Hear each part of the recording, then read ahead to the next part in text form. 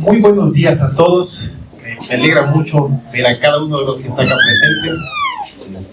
Me alienta a poder compartir con ustedes la palabra de Dios. Vamos a hacer un pequeño alto del tiempo de la predicación de la primera carta de Pedro por las circunstancias que vienen. Hoy he titulado la prédica La esperanza de un pastor abatido. Bueno, y cuando vamos al diccionario y buscamos la palabra abatido, la define como alguien sin fuerzas, alguien agobiado y alguien agotado. Y tristemente esto no es poco común, es en realidad algo cotidiano en la vida de pastores que tienen tres características. El Señor me ha dado la oportunidad de conocer a muchos hombres del Señor que cumplen estas tres características. Primero, son llamados por Dios. Esto es importante, son llamados por Dios. Alguien para ser pastor primero debe ser llamado por el Señor. Uno no se autollama, uno no se autonombra pastor.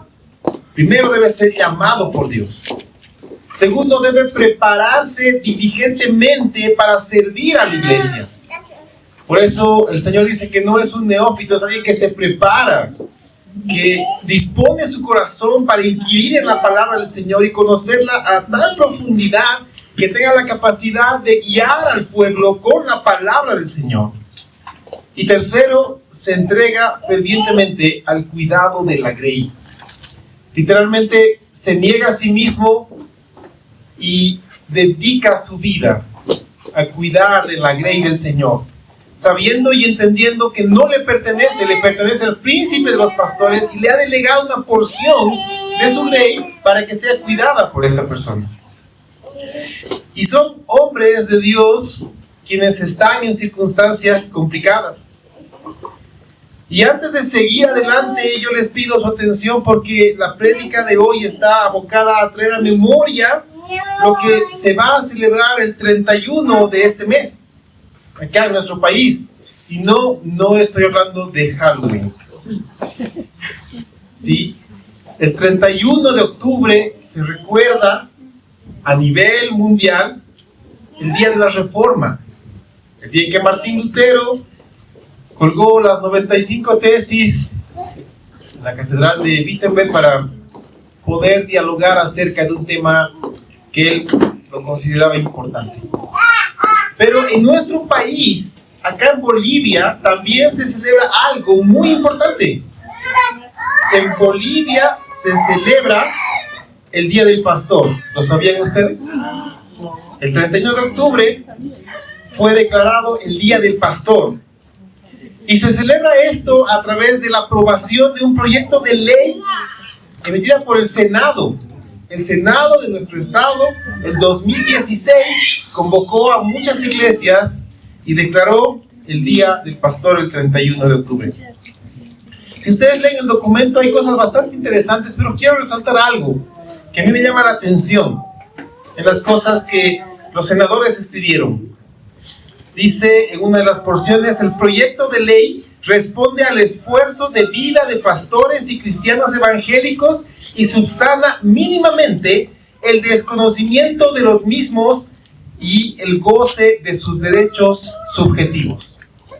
A mí me llama la atención esto porque quieren subsanar mínimamente el desconocimiento de la entrega de los pastores al pueblo de Dios acá en Bolivia.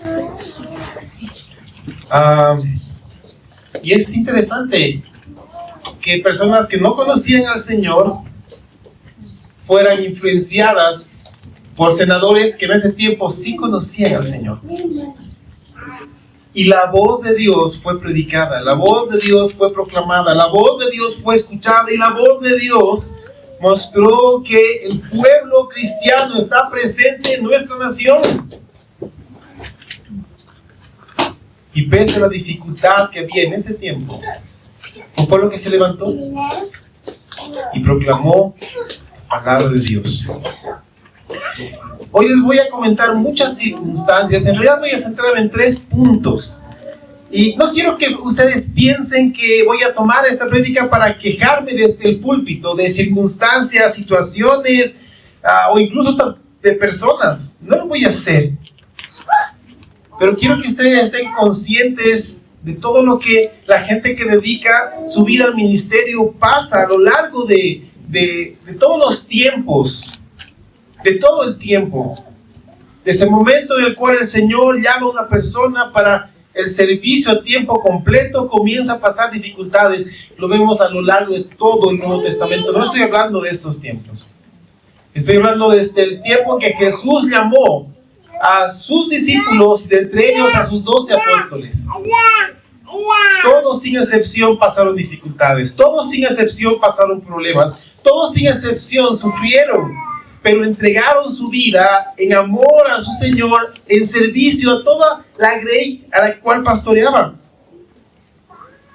Es importante que ustedes conozcan estas circunstancias para poder dar lo que el Señor les demanda a ustedes. Y necesito aclarar, antes de comenzar la prédica, voy a aclarar algo. Es posible que algunos de ustedes crean que me estoy refiriendo específicamente a alguna circunstancia o a alguna persona de esta iglesia, la Iglesia Esperanza en Él. Pero quiero decirles algo, esta iglesia apenas tiene 1 año y medio y un poco más. Yo voy a comentarles circunstancias que con mi esposa hemos visto a lo largo de nuestro ministerio. Este 20 de agosto con mi esposa celebramos 17 años de ministerio continuo e ininterrumpido, de los cuales 12 los dedicamos a tiempo completo a servir el pastoreo. No hemos dejado de hacerlo. Y hemos visto muchas cosas. Así que de esos 17 años, 1 año y medio de Iglesia Esperanza en Él es muy poco. Hemos pastoreado en otra iglesia también. Y hemos visto muchas cosas que nos han alegrado, que nos han dado esperanza, pero también hemos pasado por circunstancias que nos han traído dolor y que nos han puesto tristes. Voy a dar ejemplos que viví a lo largo de todo mi caminar en el ministerio. Quiero leerles 2 pasajes. Abran sus Biblias en Hebreos capítulo 13. Y en Hebreos 13 vamos a ver 2 versículos que hoy me interesa compartir con ustedes. En miras al 31 de octubre, no solamente el día de la Reforma, sino al día del pastor acá en Bolivia. Hebreos capítulo 13, vamos primero al versículo 7. Dice la palabra del Señor: acordaos de vuestros pastores que os hablaron la palabra de Dios. Considerad cuál haya sido el resultado de su conducta e imitad su fe. Ahora vamos al versículo 17. Un poquito más adelante, versículo 17 de Hebreos 13. Continúa la palabra de Dios y dice: obedeced a vuestros pastores y sujetaos a ellos, porque ellos velan por vuestras almas como quienes han de dar cuenta, para que lo hagan con alegría y no quejándose, porque esto no os es provechoso. Hoy deseo que cumplamos 3 puntos, ¿sí? Primero, que ustedes comprendan por qué un pastor puede llegar a ser abatido por su responsabilidad delante de Dios en el cuidado de la grey. Lo segundo que quiero es que comprendamos cuál es el llamado de Dios a ustedes, el pueblo de Dios que está siendo pastoreado. Aquellos que son parte de la grey del Señor y están siendo pastoreados por el príncipe de los pastores a través de un pastor designado por él. Y también deseo transmitirles la esperanza que llena mi corazón. ¿De acuerdo? Vamos a ver la circunstancia actual. Vamos a ver el llamado a ustedes y vamos a ver, quiero transmitirles mi esperanza como pastor, como hijo de Dios. Y veamos el primer punto, el peligro en el ministerio pastoral. Y cuando hablamos de peligro en el ministerio pastoral, les dije, no es solamente en este tiempo. Desde que comenzó la iglesia, comenzó el tiempo de peligro para la vida de quienes entregaron todo cuanto tenían para servir al Señor. Veamos un ejemplo, vamos a la segunda carta de Corintios, capítulo 1, versículo 8. Segunda a los Corintios 1:8. Estamos hablando del apóstol Pablo. De acuerdo, el apóstol a los gentiles, un gran hombre de Dios. Un hombre que vio y ejecutó grandes milagros. Que llevó la palabra de Cristo a todo el mundo conocido en ese momento. Y quiero que por algún momento puedan sentir la carga de la palabra del apóstol cuando le escribía a los Corintios. Dice, porque hermanos, no queremos que ignoréis acerca de nuestra tribulación que nos sobrevino en Asia. ¿De qué está hablando? Tribulación, problemas, dificultades. Pablo estaba siendo tremendamente atribulado. ¿Y qué más dice? Pues fuimos abrumados sobremanera, más allá de nuestras fuerzas. Es decir, que todo lo que podían soportar fue sobrepasado por esta tribulación. ¿A qué punto? Dice, de tal modo que aún perdimos la esperanza de conservar la vida. Quiero que noten al punto que la tribulación llegó a Pablo, al punto de perder la esperanza de vivir. ¿Alguna vez han estado en una circunstancia así? Es muy complicado, es muy duro. Intenten ponerse por un momento. ¿Qué estaba haciendo Pablo? Estaba llevando la palabra de Dios, estaba predicando a Cristo resucitado, estaba levantando iglesias, pero la tribulación vino a su vida al punto de perder la esperanza de vivir. Pero el Señor envió su cuidado y provisión justo a tiempo. Quiero compartir con ustedes algunas estadísticas actuales. Hace muchos años atrás surgió una encuesta donde se entrevistaron a 1050 pastores en diversas partes. Y las estadísticas fueron muy fuertes. Hace 4 años atrás se inició una nueva encuesta. Los resultados fueron peores. Uno espera que la cosa mejore, pero la cosa se pone más complicada. Les leo algunos de los resultados que son parte de este estudio. Algunos con los cuales yo me identifico. No son todos porque es muy amplio, pero les doy algunos puntos. Este estudio en cientos de pastores arrojó el siguiente resultado. El 90% declaró estar frecuentemente fatigado, exhausto semanalmente y aún diariamente. Y hemos visto lo que significa ser abatido. De este mismo grupo, el 89% había considerado dejar el ministerio por lo menos una vez en ese tiempo. El 71% declaró estar agotado y que batallaban con la depresión más allá de la fatiga semanal. No les leo el porcentaje de pensamientos de suicidio y de pastores que terminaron suicidándose, a los cuales, por cierto, las críticas a su familia fueron bastante fuertes. El 90% de los pastores trabajan más de 48 horas semanales.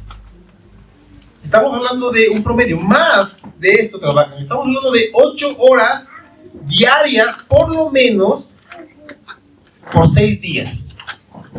El promedio de trabajo acá son, ¿cuánto? 40 horas. Y 2 días de descanso. Un pastor no solamente no trabaja mucho más que esto, no tiene horario y no tiene días.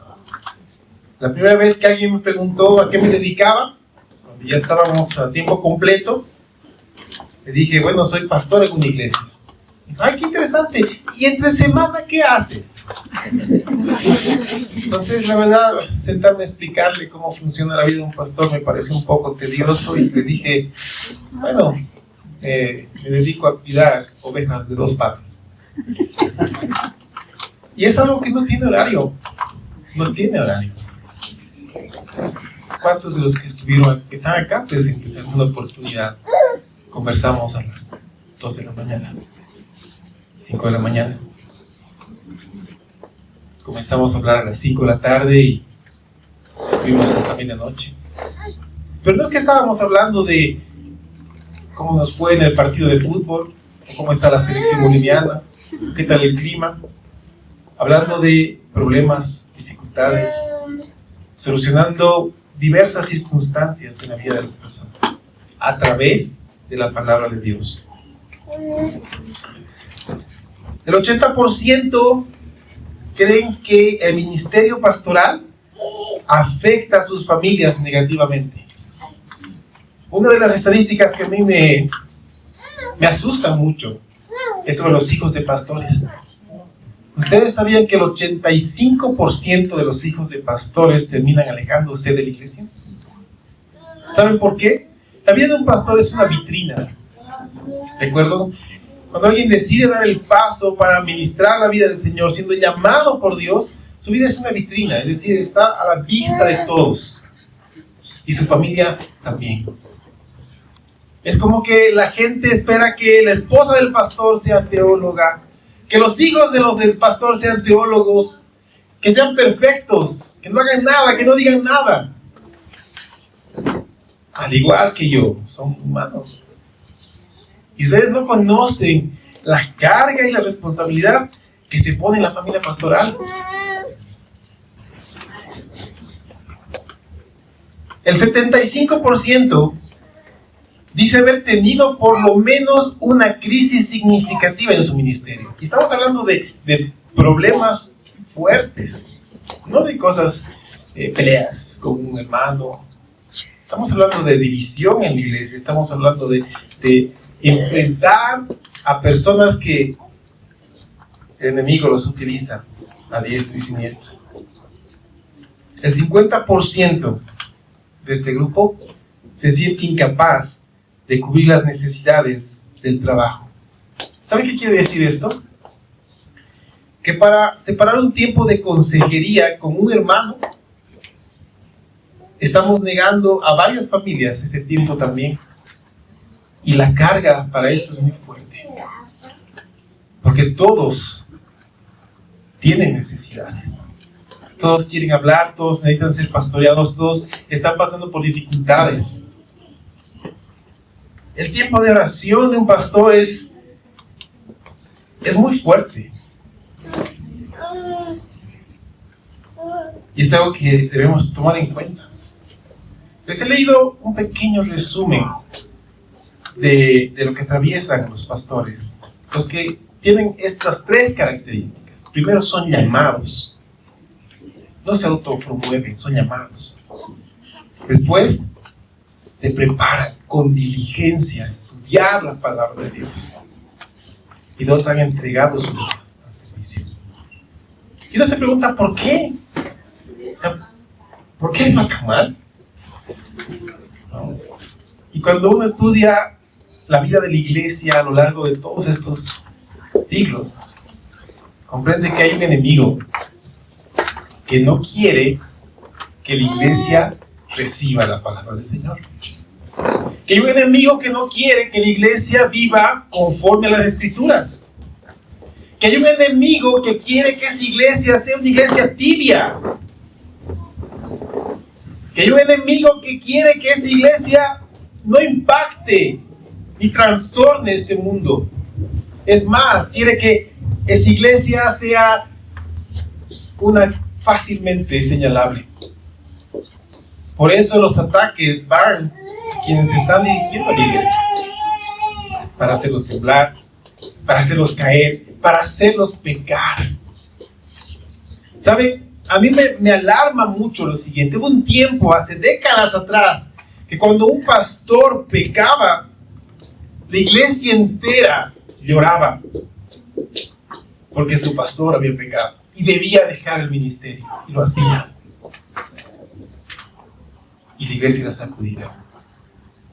Hoy en día las artimañas de Satanás han cambiado a tal punto que los pecados del pastor pueden pasar hasta desapercibidos. Es más, se ha bajado demasiado el estándar para quienes van a estar al frente dirigiendo la obra del Señor. Yo quiero recordarles lo que veíamos. El primer mandato, y aquí entro al segundo punto. Ya hemos visto las estadísticas. Ahora veamos el segundo punto. ¿Qué demanda Dios a ustedes como pueblo? Hemos visto dos mandatos. El primero dice: acordaos de vuestros pastores que os hablaron la palabra de Dios, considerad cuál haya sido el resultado de su conducta e imitad su fe. Cuando dice acordaos, no es que ustedes van a decir: oye, ¿te acuerdas? Había un pastor que nos hablaba, ¿cómo se llamaba? ¿Te acuerdas de ese pastor? Bien buena gente. No está hablando de eso. Cuando dice acordaos, es una palabra que dice que tengas presente en tu corazón. Presente en tu corazón a una persona a quien quieres o amas entrañablemente. Pero hay un motivo por el cual haces esto. El mandamiento es acordarte continuamente de una persona que cumple un requisito. Está conduciendo a la iglesia y está hablando la palabra de Dios. No está hablando de sus propias experiencias personales. El Señor te manda que tú te acuerdes, a que continuamente tengas en el corazón a quien te habló, a quien conduce la iglesia, designado por el Señor, y te está hablando constantemente a través de las Escrituras. Aquel que te dice: el Señor te dice esto. El Señor te manda esto de ti. El Señor tiene esto para ti. El Señor quiere esto de ti. ¿Y por qué habla de ellos? Porque el llamado es a considerar el comportamiento de estos líderes, a considerar su conducta y el resultado que produce esta conducta, esta fe en la vida personal. Es decir, un pastor debe ser igual de genuino en el púlpito que fuera de él. Tú puedes poder ver su vida y es exactamente la misma en el púlpito como fuera de él. Te predica desde el púlpito con la palabra de Dios, pero te predica fuera del púlpito con su vida y su caminar diario y su conducta y el resultado de esta conducta, porque este resultado es la evidencia o realidad de que su fe está puesta en Cristo Jesús.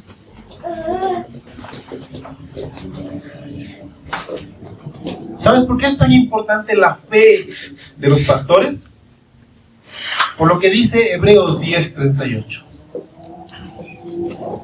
Está hablando de la fe y hace recuerdo a un momento en el cual Abraham por fe decidió seguir a Dios. Y Hebreos 10:38 dice: mas el justo vivirá por fe. Pero escucha lo que viene después. Dice: y si retrocediere, no agradará a mi alma. Wow, es fuerte. ¿Sabes qué te dice esto? Si tú eres un hombre de fe, si tú eres una mujer de fe, por esta fe tú vivirás. Pero si tú retrocedes en tu fe, esto no agradará a Dios.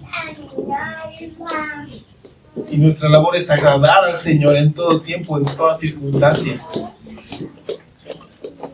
Así que se dan cuenta que la vida ejemplar de un líder es el conjunto de todas sus acciones.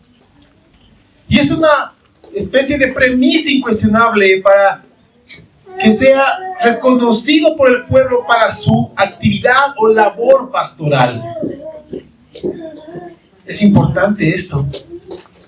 Saben, hermanos, hoy quiero que quede claro que no es posible ejercer un liderazgo y pretender enseñar a otros una vida cristiana sin ser primero uno ejemplo de fe y conducta. El Señor cuida de su pueblo y el Señor cuida de quienes aparta para el liderazgo y escudriña su vida, la pone al fuego, la pone a la luz de las Escrituras. ¿Saben por qué? Porque la congregación debe verlos, no solamente como maestros que enseñan la palabra, debe verlos como modelos de comportamiento cristiano. en la vida cotidiana, no solamente en la iglesia. Hemos visto que Pedro nos enseña 3 ámbitos de la vida del creyente: la familia, la sociedad y la iglesia. En los 3 lugares el comportamiento debe ser el mismo. Es por eso que Pablo fue tan específico en los requisitos para quienes iban a conducir a su iglesia. ¿Saben? Pablo fue tremendamente específico. No da lugar a duda. Se los leo, está en primera carta a Timoteo, capítulo 3, versículos 1 al 7. Ahí van a ver los requisitos indispensables para que alguien comience a ser considerado para el ministerio. Primero dice, palabra fiel. Si alguno anhela obispado, buena obra desea. ¿Saben qué quiere decir esto? Que si alguien quiere ser pastor, anhela algo bueno. Está bien. Pero Pablo dice, pero. Hay un pero tácito en eso.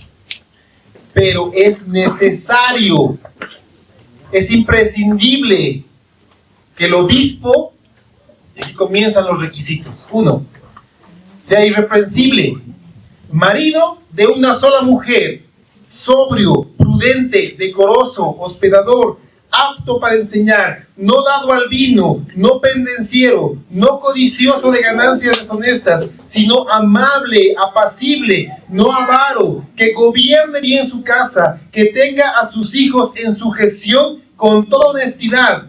Pues el que no sabe gobernar su propia casa, ¿cómo cuidará de la iglesia de Dios? No un neófito, no sea que envaneciéndose caiga en la condenación del diablo. También es necesario que tenga buen testimonio de los de afuera, para que no caiga en descrédito y en lazo del diablo. No voy a entrar en detalle en cada uno de los requisitos. Cuando nos toque ver la primera carta de Timoteo, lo vamos a hacer. Pero si ustedes se dan cuenta, los requisitos para quien va a conducir la iglesia de Cristo, para quien va a ser pastor en la iglesia, giran en torno a 2 elementos: su carácter y su familia. El carácter es lo primero que descalifica a una persona para el ministerio. La familia es lo segundo, porque la esposa y los hijos pueden ser motivo para descalificar el ministerio de una persona. Y saben, es importante que veamos esto. Solamente veamos el primer requisito, ¿sí? El ser irreprensible. Yo creo que la mejor manera de definir esto es entendiendo la diferencia entre tener fallas y estar contaminado por el pecado. Porque no dice que sea alguien sin pecado, porque no hay nadie, solamente Cristo no tuvo ni tiene pecado. Yo soy un pecador, como todos ustedes. Pero la palabra dice que sea irreprensible. Yo tengo muchas fallas, tengo muchísimas fallas.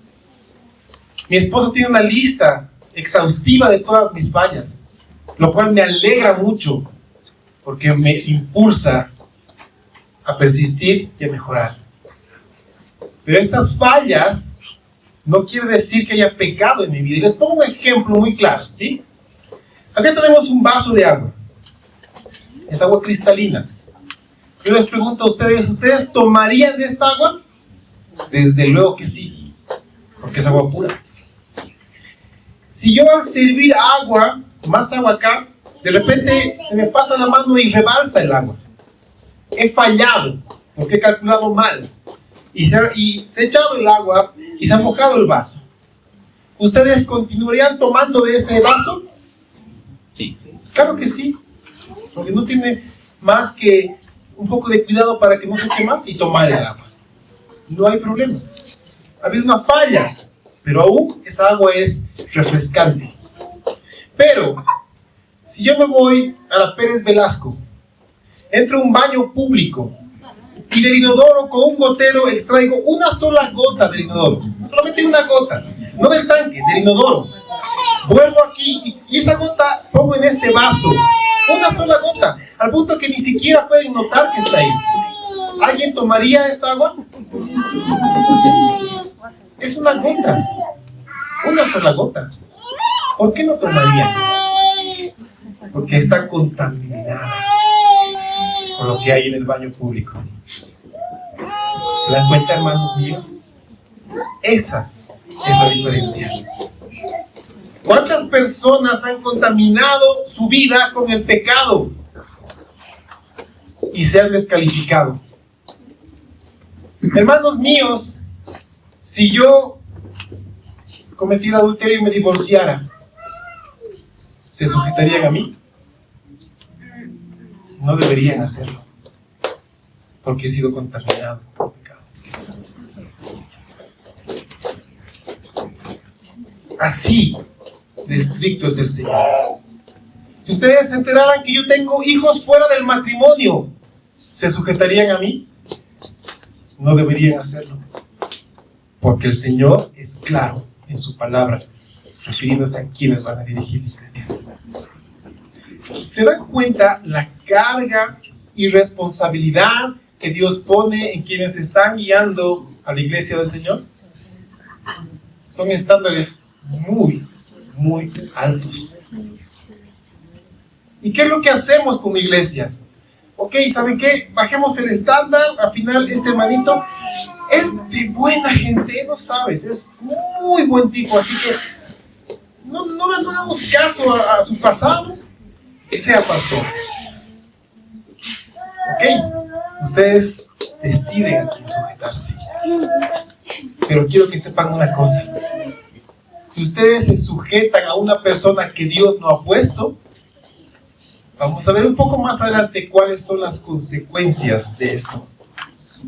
El problema de las iglesias hoy en día es que no cuentan con un liderazgo sólido, irreprensible y con un carácter moldeado por Dios. Así que, hermanos, yo les transmito la carga de orar por un liderazgo sano en la iglesia. Uno que no desmaye, uno que persista, uno que pese a estar abatido, encuentre fuerzas en el Señor para seguir adelante y entender que deben ser ejemplos en amor, en fe y conducta. El segundo mandato dice: obedecer a vuestros pastores y sujetaos a ellos. Ahora escuchen: porque ellos velan por vuestras almas como quienes han de dar cuenta, para que lo hagan con alegría y no quejándose, porque esto no os es provechoso. Esa es la segunda demanda. Ahora se demanda obediencia del pueblo hacia los pastores. Y quiero aclarar algo, ¿sí? No es una obediencia ciega, ¿de acuerdo? No es una obediencia a rajatabla.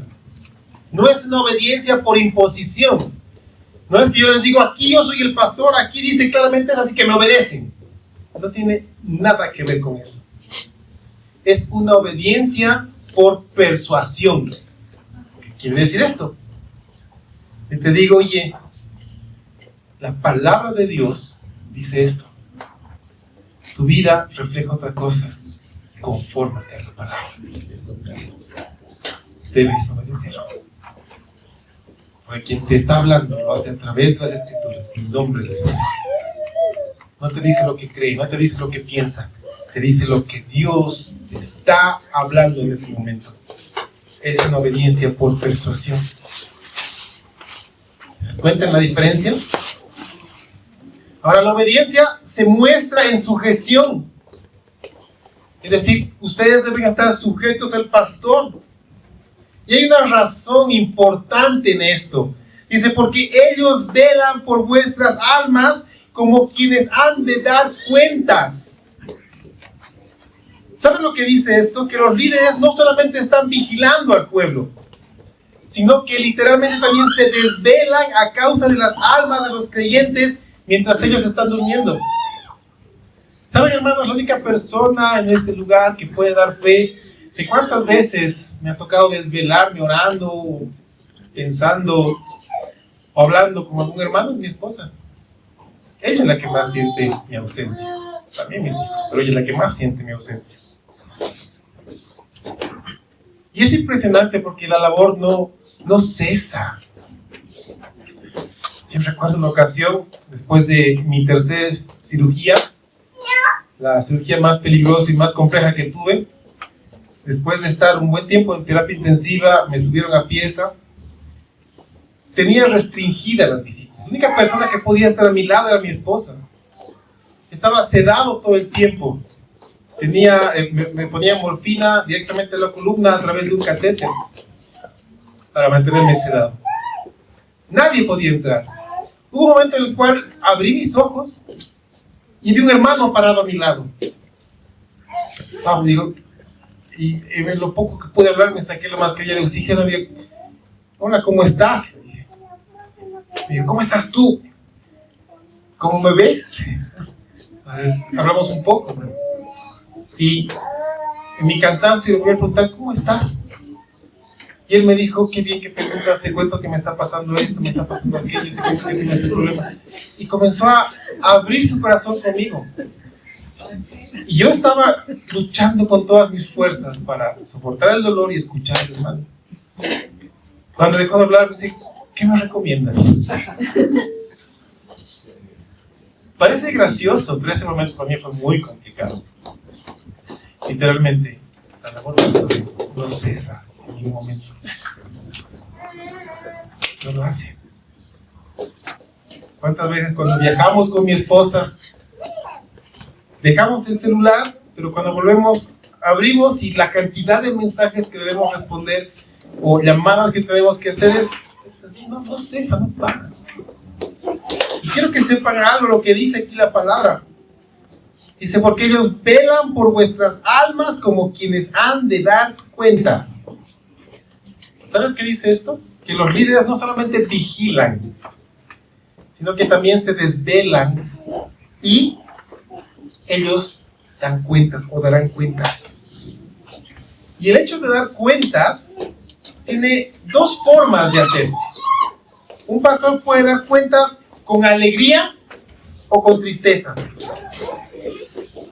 ¿Sabes qué quiere decir esto? Que tu conducta puede causar alegría o tristeza al pastor. Y yo como pastor tengo piedra libre para poder rendir cuentas a mi Señor. Llegará el día en el cual Cristo me llame a rendir cuentas por todas las personas que he pastoreado a lo largo de mi vida. Yo voy a rendir cuentas. Lo voy a hacer de muchos con tremenda alegría, pero también me voy a quejar de otros. Lo voy a hacer. Puedo hacerlo. Porque hay muchos motivos para hacerlo. Porque la conducta de alguien está enmarcada en la palabra del Señor. Y si yo dedico mi vida a guiar a través de las Escrituras y enseño y preparo la palabra y tengo tiempos de consejería y digo, el Señor dice esto para ti, y esa persona hace completamente lo contrario, ¿qué puedo hacer yo? Sino dejar esto en manos del Señor. Y cuando Él me llame a rendir cuentas, yo podré decir con tranquilidad, Señor, esta ovejita más parecía cabra. La dejo en tus manos. Me ha causado dolor, me ha causado llanto. Es tuya, Señor. Así que depende cómo tú actúes. Y algún día daré cuentas de tu vida. Mi anhelo es hacerlo con alegría. Para que cuando digan, ¿dónde está el pastor de tal hermano? Yo me levanto y vaya corriendo a decir, Señor, te has lucido con este creyente. Qué hermano ideal para la iglesia. Ese es mi anhelo. Ese es mi anhelo.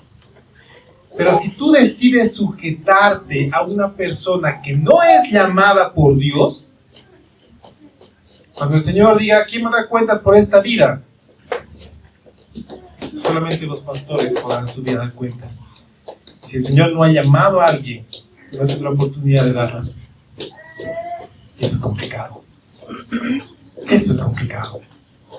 Por eso el Señor pone tanto empeño en que quienes lo van a representar como liderazgo sean hombres de fe, de conducta irreprensibles. Así que Hermanos míos, ¿alguna vez te has preguntado, si no lo has hecho, por qué no lo haces ahora? ¿Cómo daría cuentas mi pastor acerca de mí? Si hoy viene el Señor y nos llama a todos y llama al pastor a rendir cuentas de mi vida, ¿cómo lo haría? ¿Saben? Yo me he preguntado esto. Me dije, ¿cómo daría cuentas de mi vida mi pastor? Yo me sujeto a un pastor. No tengo un pastor. Y cuando hablé con él y le pregunté, no solamente me respondió, me dio una carta hermosa.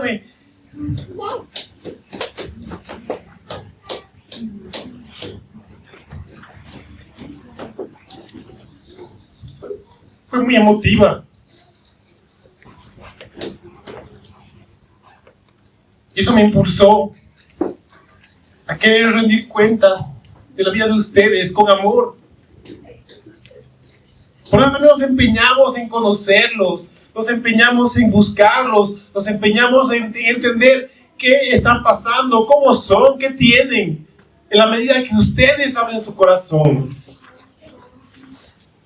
Si ustedes abren su corazón, podemos pastorearlos, podemos guiarlos a través de las Escrituras, podemos decirles qué quiere el Señor para ustedes. Y cuando nos toque dar cuentas, lo haremos con alegría. Ese es nuestro anhelo. Amarlos con todo nuestro corazón. Pero todo depende de cuánto ustedes abran su corazón para esto. Yo te pregunto, ¿qué estás haciendo para que tu pastor dé cuentas con alegría de ti? ¿Qué estás haciendo? Y quiero aclarar algo más, ¿sí? Esta no es una propaganda para crear ovejas salameras al pastor. Yo no quiero eso, por favor, no, ni lo piensen. No quiero ovejas que estén tras de mí. Ay, pastor, qué lindo que está, qué bien ha predicado. No quiero eso. Por favor, no lo hagan. Esta es una exhortación a que ustedes, mis hermanos, vivan conforme a la palabra de Dios predicado desde este púlpito. Por eso yo les digo muchas veces, si antes no lo sabían, ahora el Señor les ha hablado y lo saben, no tienen pretexto. Porque el que peca sabiendo, peca 2 veces. Por eso me dedico a predicar la palabra versículo a versículo, libro por libro. Y es una lucha. Porque cuántas personas me han dicho, oye, ¿por qué predicas así? Hay tantas cosas lindas que predicar. ¿Por qué no predicas algo más? No sé, algo que levante a la gente. Puedo hacerlo. Y de seguro llenaríamos este lugar y creemos que es lo más grande. Pero eso no es mi labor. Mi labor es predicar la palabra con miedo hasta que el Señor me llame. La palabra los va a incomodar. La palabra los va a confrontar. La palabra los va a exhortar. La palabra les va a llegar hasta lo más profundo y les va a mostrar cómo son ustedes, cómo soy yo, tal y como nos ve el Señor. Y cuando llegue hasta esa parte, drenará y sacará toda esa pus. Y después la palabra los sanará. La palabra los levantará. La palabra curará sus heridas. Y la palabra los conformará como Cristo. Y la obra será terminada en ustedes. Y ustedes podrán dar gracias que la palabra fue predicada para hacerlos conforme a Cristo Jesús. Esa es mi labor, hermanos.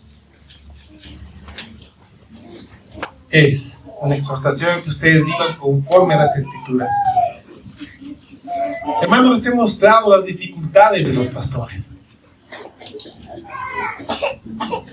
Les he mostrado lo que el Señor demanda de ustedes. Quiero leerles algo rápidamente.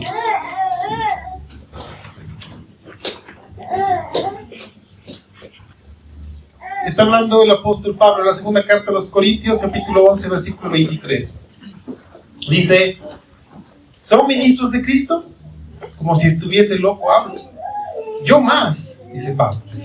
En trabajos, más abundante. En azotes, sin número. En cárceles, más. En peligros de muerte, muchas veces. De los judíos, 5 veces he recibido 40 azotes menos 1. 3 veces he sido azotado con varas, 1 vez apedreado, 3 veces he padecido naufragio, 1 noche y 1 día he estado como náufrago en alta mar, en caminos muchas veces, en peligros de ríos, peligros de ladrones, peligros de los de mi nación, peligros de los gentiles, peligros en las ciudades, peligros en el desierto, peligros en el mar, peligros entre falsos hermanos, en trabajos y fatiga, en muchos desvelos, en hambre y sed, en muchos ayunos, en frío y en desnudez. Pablo podía parar ahí, porque estaba dando todo lo que había pasado, todo lo que le tocó pasar, hasta peligro de muerte. Pero lo que dice después es impresionante. Dice, y además de otras cosas, lo que sobre mí se agolpa cada día, la preocupación por todas las iglesias. ¿Sabes qué quiere decir esto? Que Pablo pasó muchísimas dificultades. Fue abrumado literalmente hasta la muerte. Pero su mayor preocupación fueron las iglesias.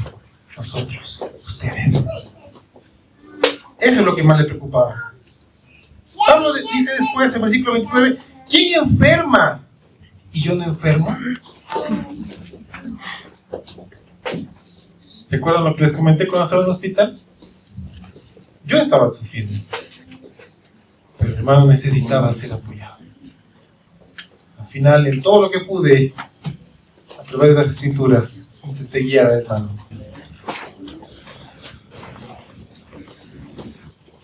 Eso es lo que se agolpa sobre las personas, sobre los pastores. Quiero transmitirles ahora mi esperanza. Y luego otra vez de Romanos 5, 1 al 6, porque dice, justificados pues por la fe, tenemos paz para con Dios, por medio de nuestro Señor Jesucristo. Porque también tenemos entrada por la fe a esta gracia en la cual estamos firmes. Y nos gloriamos en la esperanza de la gloria de Dios. Y no solo esto, sino que también nos gloriamos en las tribulaciones. Escucha, sabiendo que la tribulación produce paciencia. Y la paciencia prueba y la prueba esperanza. Y la esperanza no avergüenza. Porque el amor de Dios ha sido derramado en nuestros corazones por el Espíritu Santo que nos fue dado. Dado que la esperanza no avergüenza, puedo estar abatido, hermanos. Puedo estar abatido. Pero yo tengo esperanza. Tengo esperanza porque yo sé en quién he creído. Y sé que la obra que he iniciado en ustedes se la terminará. Yo tengo esperanza en que las ovejas se sujetarán al pastor y aceptarán su corrección en lugar de echarse a correr. Que cuando la reprensión venga a tu vida, no pongas pretextos. Cuando la palabra sea clara en tu vida, no huyas, como muchos tienen por costumbre. Escucha la reprensión y deja que la palabra te cambie. Yo tengo esperanza en que un día apreciarán y darán gracias a Dios, y muchos se sentirán seguros por el llamado y la preparación de su pastor. Y esto es importante, porque podrán sujetarse con tranquilidad. Yo tengo esperanza en que muchos dejarán el estandarte de que ya son cristianos por muchos años, como si fuera eso lo que hace quienes son. Yo he conocido a muchos creyentes de 10, 15, 20, 25, 30 años, pero su vida no mostraba eso. No lo hacían para nada. Dejemos ese estandarte de lado y entendamos que el crecimiento espiritual es continuo para nosotros. Yo tengo esperanza en que un día las ovejas dejarán de preocuparse por hacer turismo de iglesias. No podemos negar que hay creyentes que están preocupados buscando la mejor congregación que tenga lo mejor para ofrecerles. Yo espero que eso termine un día. Y que en lugar de preguntarse, ¿qué tiene esta iglesia para darme o para ofrecerme?, puedan cambiar la pregunta y decir, ¿qué puedo hacer yo? ¿Cómo puedo servir en esta iglesia para darle la gloria a Dios y para bendecir a este pueblo? ¿Cómo puedo ser parte de lo que el Señor está haciendo en este lugar? Y echar raíces y centrarme en la obra de Dios. Abrazar la misión que Dios da a esta iglesia local. Abrazar la visión y la misión y dar fruto. Yo tengo esperanza en que tendremos un pueblo que ame congregarse y que tenga el anhelo de estar, no calculando a la hora que el pastor va a comenzar a predicar, no calculando cuando comienza la alabanza, no calculando para entrar a escondidas y cuando diga amén se vayan tranquilos como que pensando que ya han cumplido. Yo tengo esperanza en que el pueblo amará congregarse y llegará a hora puntual, incluso antes, porque sabe que hay mucho que hacer en la iglesia. Hay mucho que hacer. Que amen pasar tiempo en familia, entre nosotros como hermanos. Que lo hagan. Yo tengo esperanza en que un día tendremos un pueblo que ofrende generosamente a la obra del Señor.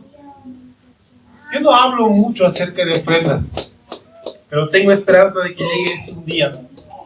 Y no lo hagan con la espera de milagros, con pactos, o que les devuelvan más de lo que han dado. Eso es evangelio de la prosperidad y eso es del diablo. Así de sencillo, hermanos míos. Y que tampoco lo hagan porque el pastor les exige y ustedes saben y nadie puede acusarme de que yo pido dinero en la iglesia. No lo hago. Y no lo haré jamás. Porque el Señor cuida de su iglesia. Y nos da la oportunidad de sustentarla con el Señor. Yo tengo el anhelo y tengo la esperanza de que un día el pueblo ofrende generosamente para que la obra del Señor prospere, se levante y crezca para bendecir más y más. Yo tengo esperanza en que un día los creyentes dejarán de poner pretextos para servir al Señor y se entreguen como olor grato y fragante. Que puedan ser parte de lo que el Señor está haciendo. Que puedan poner en funcionamiento sus dones, sus talentos y servirle al Señor en la iglesia. Que lo hagan con amor. Yo tengo esperanza que un día los cristianos amarán estudiar la palabra de Dios, amarán prepararse para el servicio con diligencia. Tengo esperanza en eso, en que los cristianos tendrán el anhelo de entregarse en servicio a su Señor, porque lo de este mundo pasará, lo que quedará por eternidad es el reino de los cielos. Yo tengo esperanza en que un día se levantará un liderazgo idóneo, preparado, con testimonio, entrega, fidelidad, que no ponga la mano en el arado, mire atrás y salga huyendo. Yo tengo fe y tengo esperanza de que habrá hombres que se levanten para hacer esto y sean ejemplo de servicio a la iglesia. Hermanos míos, la esperanza no avergüenza. Yo creo que lo que da vergüenza es que nuestro pastor un día dé cuentas de nuestra vida con queja y con dolor. Eso sí avergüenza. Hermanos, estamos a pocos días de celebrar el Día del Pastor. No pido que lo celebremos como seres humanos. No pido que me festejen nada.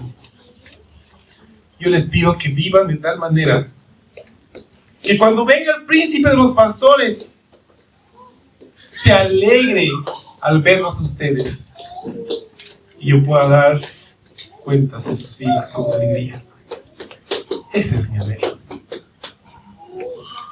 Y que ese día nos encontremos con un fuerte abrazo del Señor y podamos juntos darle la gloria. Oremos.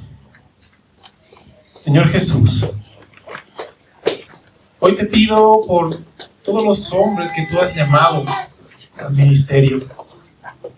Yo te pido que les des la oportunidad de prepararse para servir con amor y con diligencia. Te pido que tú cuides de cada una de sus vidas, Señor, de sus familias, y que tú bendigas abundantemente la vida de las iglesias a través de estos hombres de fe.